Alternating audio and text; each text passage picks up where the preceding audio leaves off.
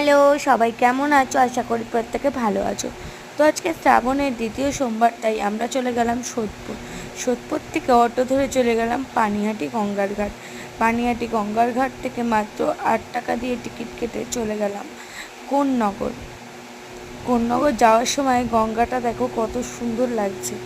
আর গঙ্গাটা এত সুন্দর লাগছিল, আর ঝিরিঝিরি বৃষ্টিও হচ্ছিল। ক্যামেরায় জানি না কতটুকু বোঝা যাচ্ছে, তবে খুব হালকা পাতলা একটা বৃষ্টি হচ্ছিল।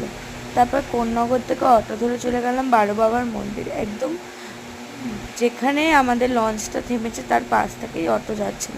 তো এই বারো বাবার মন্দিরে আসার অনেক দিনেরই ইচ্ছা ছিল, আজকে পূরণ হলো। আজকে গিয়ে ওখানে পুজো দিলাম, ওখান থেকে গঙ্গা জল তুলে তারপর মন্দিরগুলোতে পুজো দিলাম। যেরকম দক্ষিণেশ্বরে 12টা শিব মন্দির আছে, ঠিক ওই রকমই এখানেও 12টা শিব মন্দির আছে। প্রত্যেকটা শিব মন্দিরে গিয়ে আমরা জল ঢাললাম।